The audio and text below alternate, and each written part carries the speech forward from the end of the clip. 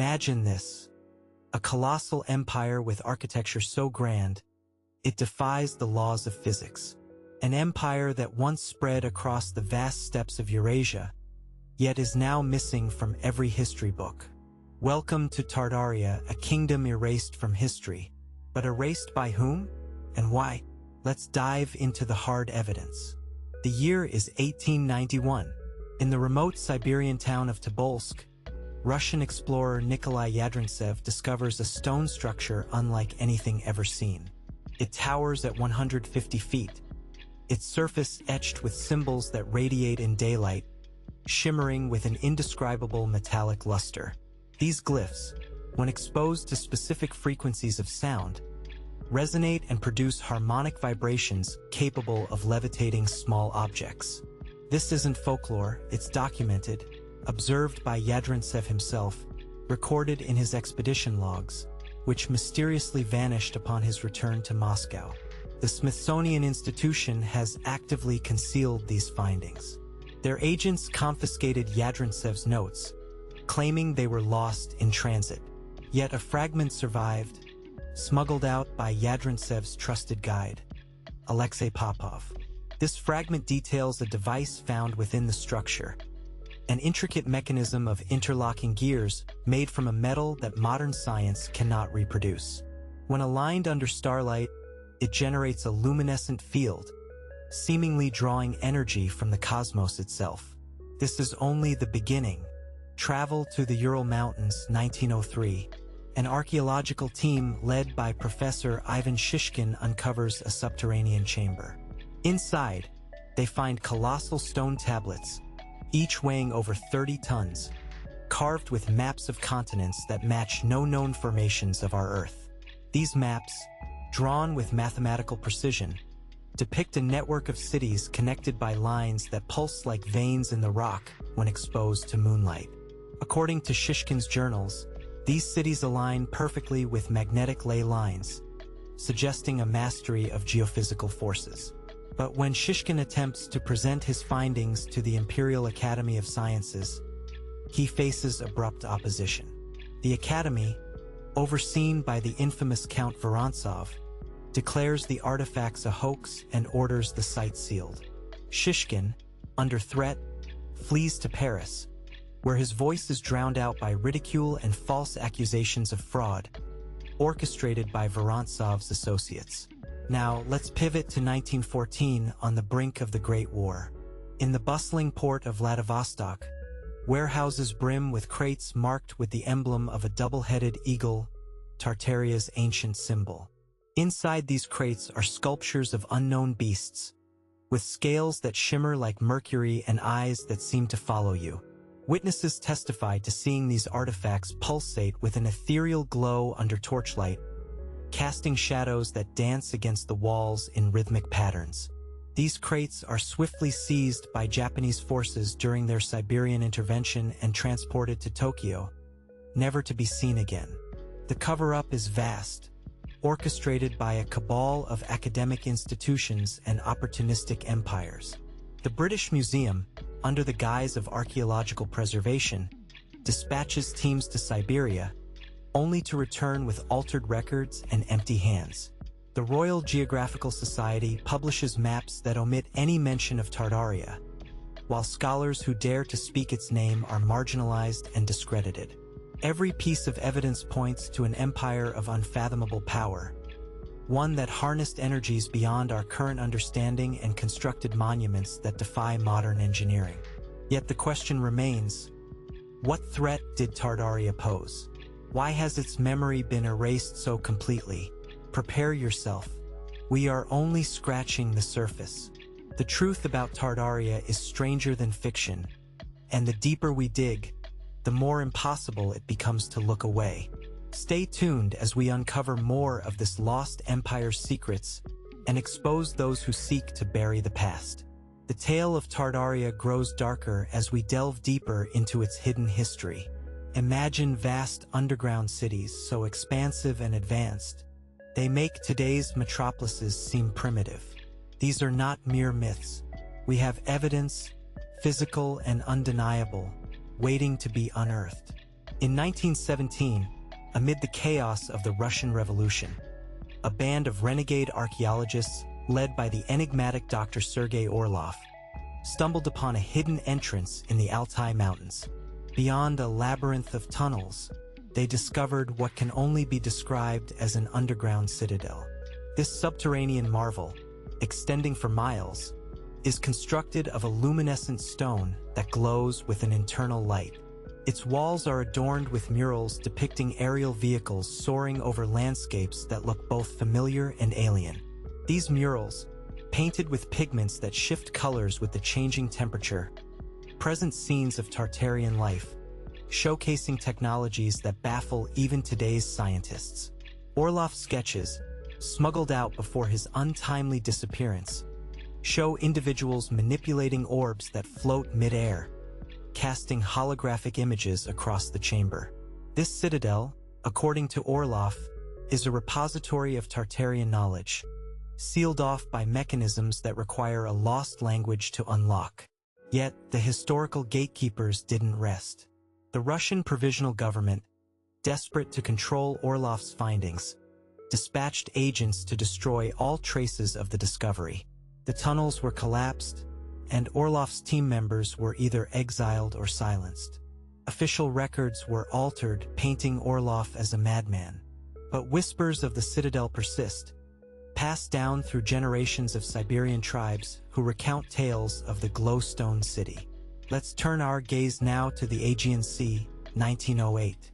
An obscure Greek fisherman, Demetrius Alanakis, nets a relic in his trawl, a bronze sphere covered in geometric patterns, unlike anything documented in ancient metallurgy. This sphere, when exposed to the sun, radiates heat and light. Alanakis, unaware of its significance, sells it to a local merchant. News of the sphere reaches the Vatican's secretive Pontifical Academy, who promptly confiscate it, citing concerns over potential blasphemy. The Vatican's involvement is no coincidence. Their archives, guarded with zealous secrecy, hold manuscripts that hint at Tartaria's influence over ancient trade routes and its rumored connections to pre-Christian spiritual practices.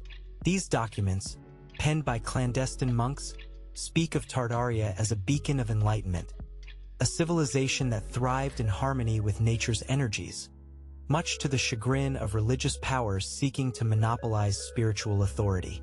But the evidence doesn't end there. In 1901, on the desolate plains of Kazakhstan, a group of nomads uncover a colossal statue buried beneath the sands. This monolithic figure, carved from a single block of granite, stands over 80 feet tall, its features worn yet distinct. A visage of a Tartarian ruler, crowned with a diadem of gemstone fragments that glow under starlight. The statue's pedestal bears inscriptions in a language that linguists have yet to decode, suggesting links to ancient Sumerian and Akkadian scripts. The British Empire, with its insatiable appetite for dominion, dispatches Colonel Reginald Carter to secure the statue. Carter's reports, heavily censored, mention a peculiar phenomenon. Standing near the statue induces vivid dreams of skybound cities and electric storms harnessed by human will. These visions, Carter notes, are shared among his men, leading to mass desertions and a hasty withdrawal. The conspiracy to erase Tartaria is not an accident of history. It's a deliberate act to suppress a civilization that mastered forces beyond modern comprehension. We are on the precipice of uncovering a truth long buried in the sands of time. Brace yourself as we continue to unveil the secrets of Tartaria, challenging the very foundation of history as we know it. Prepare yourself for the most astonishing revelations of Tartaria, as we unearth secrets buried beneath the marble halls of Europe and the sprawling deserts of Asia. Imagine a vast archive of knowledge, hidden in plain sight, within one of the world's most iconic cities. Paris, 1920. During the renovation of Notre Dame Cathedral, workers discover a series of catacombs extending far beyond the known limits. Deep within these tunnels, they find a collection of manuscripts and artifacts, all bearing the unmistakable sigil of Tartaria. a sun enclosed within a crescent moon. The manuscripts, written on parchment that resists decay, describe a sky path used by the Tartarians to traverse continents in mere hours. These documents detail the construction of enormous airships powered by a mineral known as azurite, capable of emitting an anti-gravitational field. A model of one such airship, intricately crafted from silver and gold, is found alongside these texts. Its design features aerodynamic contours and a propulsion system based on sound frequency modulation, a concept only vaguely understood by today's scientists. The French government, under pressure from the League of Nations, quickly suppresses the find. The Louvre, complicit in the cover-up, integrates the artifacts into its own collections, labeling them as medieval curiosities unrelated to Tartaria. Dr. Henri Leclerc, a daring curator, manages to copy portions of the texts before they are sequestered. In his private notes, he describes the manuscripts as blueprints for a new age, foreseeing a future where humanity could harness the skies as Tartaria once did. Cross the continent to the Gobi Desert, 1912. A British expedition led by Sir Arthur Winthrop stumbles upon a massive stone circle, deeply embedded in the earth. Within the circle, they find a crystal obelisk, its surface etched with intricate circuitry that glows softly at dusk. This obelisk, when struck by sunlight, projects holographic images of a sprawling cityscape, teeming with life and activity.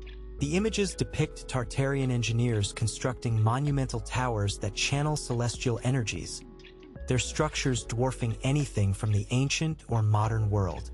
Sir Arthur's findings are intercepted by the Royal Society, which categorizes the discovery as a natural geological anomaly. Official dispatches describe the obelisk as a curious rock formation. Yet Sir Arthur's personal correspondence tells a different story. He writes of a civilization that once harnessed the latent power of the earth, a civilization erased by the deliberate manipulation of historical records. But there's more. In 1915, in the heart of the Sahara, nomadic Berbers uncover a burial mound of colossal proportions. Inside, they find a sarcophagus made of an unknown alloy, its surface emitting a faint hum when touched.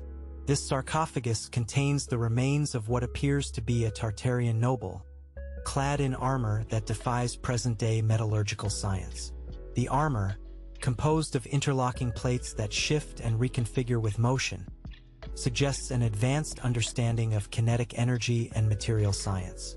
The French Foreign Legion, acting under orders from a shadowy consortium of global powers, commandeers the site. The sarcophagus is transported to a secure location, its existence denied in all official records. The nomads who witnessed it are dispersed, their stories silenced by threats and isolation. These revelations are but fragments of a puzzle that challenges every accepted narrative. Tartaria was an empire of wonders, its technologies, philosophies, and achievements beyond our wildest imaginings. Yet, every trace of it has been systematically erased, suppressed by those who fear the power of its truth. The Lost Empire of Tartaria beckons us to reconsider everything we believe about history. As we venture further into its mysteries, we edge closer to a truth that could redefine our understanding of human potential. Prepare to confront the unimaginable in our next chapter. The enigma of Tartaria spirals deeper as we venture into the heart of its lost legacy. Picture this: an empire that not only mastered land and sky but held dominion over the elemental forces of the earth itself. Our journey now takes us to the frozen expanse of the Arctic Circle, 1898. Here, amidst the relentless ice and snow, explorer Fridtjof Nansen stumbles upon a cryptic monument, a massive icebound sphere, half buried in the tundra, emitting a low-frequency hum that resonates through the frozen landscape. This sphere, composed of an opalescent material that defies classification, reveals its secrets only under the aurora borealis. When the northern lights dance overhead, The sphere's surface illuminates with diagrams and symbols reminiscent of both Celtic and Siberian artistry, depicting a cosmology centered around a mythical energy source known as Eicher. According to Nansen's diary, this energy, harnessed by the Tartarians, could manipulate the climate itself, a power perceived as myth until now. Upon returning, Nansen attempts to alert the scientific community, but his findings are met with skepticism and derision. The Royal Danish Geographical Society, with roots tied to colonial interests, labels him a fantasist. His records are shelved, his discovery dismissed as an ice mirage. Yet, whispers of the frozen oracle persist, echoed among indigenous stories passed down through generations. Now, let's shift to the ancient forests of Lithuania, 1916. Amidst the towering pines, a group of wandering scholars led by Professor Lucas Skolas unearth a network of stone dolmens, each inscribed with an untranslatable script. These dolmens, when struck by lightning, reverberate with a harmonic resonance that induces vivid visions among the observers. These visions, according to Skolas, reveal a verdant Tartarian landscape, teeming with flora and fauna that predate known history. Professor Skolas, captivated by the dolmen's potential, endeavors to decipher their inscriptions. His research, however, encounters fierce resistance. The University of Vilnius, influenced by Germanic academic circles, brands his findings as mere folklore. Skolas's work is confiscated, and he is relegated to obscurity, his life's work dismissed as the ramblings of a dreamer. But the saga of Tartaria does not end in academia's refusal. In the heart of the Middle East, 1911, a British convoy stumbles upon an unmarked settlement in the high desert of Persia. Here, they find an array of stone arches, each inscribed with celestial maps and astronomical symbols. These arches, perfectly aligned with the solstices and equinoxes, suggest an understanding of cosmic cycles far surpassing that of neighboring civilizations. The British Museum, under directives from the Crown, dispatches archaeologists to the site. Their conclusions, a simple trading post, vehemently deny any connection to Tartaria. Yet soldiers on the ground report strange phenomena. Their compasses spin wildly near the arches, and night patrols swear to hearing an ethereal chorus emanating from the stones. These reports are buried, deemed unreliable by official channels. Everything we uncover about Tartaria points to a civilization that lived in harmony with natural and cosmic forces, a civilization whose memory has been methodically effaced from our collective history. The reasons for this are as elusive as the empire itself, yet the intrigue only intensifies with every suppressed discovery. The legacy of Tartaria beckons us to challenge the narratives that have confined our understanding. With every hidden artifact and every silenced tale, we edge closer to rewriting the annals of history. The shadows of Tartaria linger, waiting to be illuminated by those daring enough to seek the truth. Stay with us as we continue to explore the forbidden corridors of this lost empire, revealing secrets that were never meant to be forgotten. We now approach the most staggering chapter in the saga of Tartaria, where the line between myth and reality blurs. Picture a civilization so advanced, it mapped the very fabric of space-time. In 1909, deep within the Carpathian Mountains, Romanian miner Ion Dumitru uncovers a cavern adorned with intricate mosaics. These mosaics, crafted from a crystalline substance that refracts light into spectral colors, depict celestial bodies interconnected by luminous threads, a celestial map of interstellar travel. Dumitru's discovery hints at a Tartarian understanding of the cosmos that challenges all current astrophysical models. The threads, when viewed through polarized lenses, reveal routes between stars, suggesting a network of cosmic pathways utilized by Tartarian explorers. Yet as Dumitru attempts to bring this discovery to light, the Romanian Royal Academy intervenes, branding the finding as a geological oddity. Dumitru, discredited and dismissed, retreats into obscurity, his work consigned to the realm of fiction by powers wary of its implications. Travel with us to the bustling streets of Istanbul, 1918. In the labyrinthine corridors beneath the city, Ottoman engineers uncover a subterranean library, every inch lined with scrolls detailing technologies that defy comprehension. Among these, a scroll describing a chronovisor, an apparatus capable of peering into the past by aligning with the Earth's magnetic field. This device, illustrated with stunning complexity, features a series of lenses and prisms that focus temporal energy, rendering images of history in real time. The Ottoman Empire, caught in the throes of political turmoil, suppresses the library's contents, fearing the impact such revelations could have on their waning influence. The scrolls are sealed away, and those who dare speak of them are silenced. Yet, rumors of the time chamber circulate among the city's intellectuals, whispered in the shadowy corners of cafes and salons. Across the world in the American Midwest, 1914, farmer Eli Johnson unearths a colossal copper disc in his field, its surface etched with concentric circles and geometric patterns. This disc, when struck, emits a sound that harmonizes with the surrounding environment, causing plants to grow at an accelerated rate. Johnson, bewildered yet intrigued, contacts local academics. The University of Chicago, however, dismisses the disc as a native artifact, refusing to acknowledge its peculiar properties. The disc is confiscated, its existence denied in subsequent reports.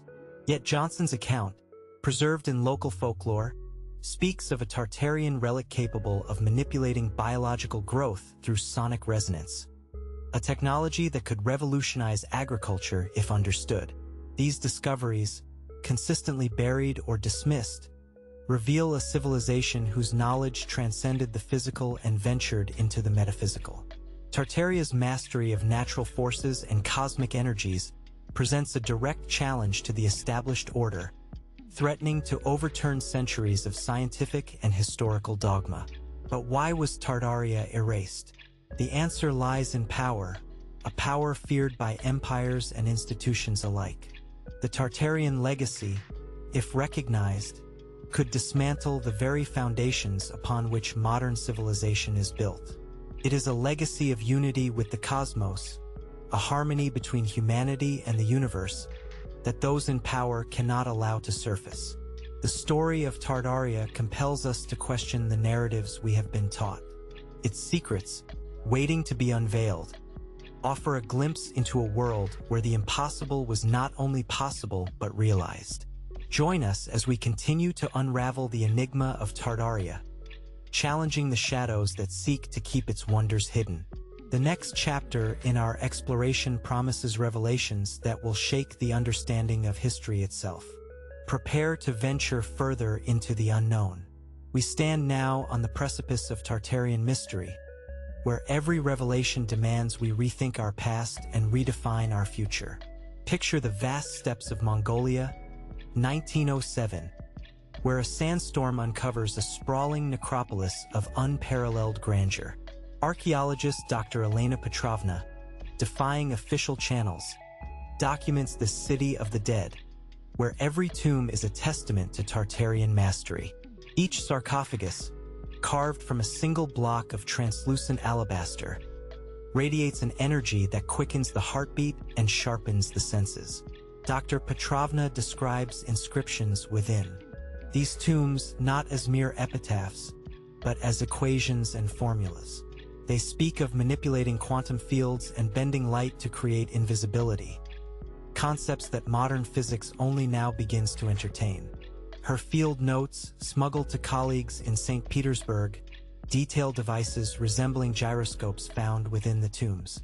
These devices, when spun, generate a gravitational anomaly, lifting objects several times their weight as if gravity itself were a negotiable force. But before Dr. Petrovna can reveal her findings, the Russian Empire intervenes. Agents confiscate her notes, while the necropolis is systematically dismantled and its stones repurposed for mundane structures. On official maps, the site is marked as barren wasteland, erasing its significance from the annals of discovery. Shift now to the vibrant alleyways of Marrakesh, 1913, where a forgotten text surfaces in a dusty bazaar. This illuminated manuscript, known as the Codex of the Golden Dawn, reveals the Tartarian understanding of electromagnetic fields. It describes a civilization capable of harnessing this invisible force to power their cities and communicate across vast distances instantaneously. The manuscript's ink, laced with gold and rare earth elements, shimmers under candlelight, casting reflections that seem to animate the figures within its pages. The French protectorate, alarmed by the manuscript's implications, seizes it, declaring it a fabrication. Its existence is denied, its secrets locked away in archives accessible only to those deemed worthy by the colonial administration. Yet, fragments of its wisdom seep into the minds of those who have glimpsed its pages, inspiring innovations in wireless communication and energy transmission. Our journey takes us next to the fjords of Norway, 1919, where local fishermen retrieve an enormous crystalline lens from the depths. This lens, perfectly spherical and flawless, refracts light in a manner that projects images of faraway lands onto any surface it touches. Witnesses describe scenes of Tartarian landscapes, lush and thriving, with towering spires that scrape the heavens and networks of canals that shimmer like liquid silver under the sun. The lens, analyzed by physicist Dr. Carl Nordman, reveals properties that suggest it was used as a means of remote viewing, a technological marvel that defies contemporary optics. But just as Dr. Nordman prepares to publish his study, Norwegian authorities, under pressure from European scientific bodies, confiscate the lens, relegating his research to the realm of speculative fiction. Every artifact, every text, every whisper of Tartaria unveils a civilization that thrived on the interconnection of science, nature, and the cosmos. The consistent suppression of its history signals a deliberate campaign to keep humanity from realizing its true potential. A potential that could disrupt the balance of power and reveal the artifice of our perceived limitations. The Lost Empire of Tartaria challenges us not just to uncover its remnants, but to embrace the possibility that we are capable of far more than we have been led to believe. As we continue this journey, prepare for revelations that may redefine the very essence of human achievement. Stay with us as we dig deeper into the tapestry of Tartaria, piecing together the puzzle of a forgotten world that beckons us to remember.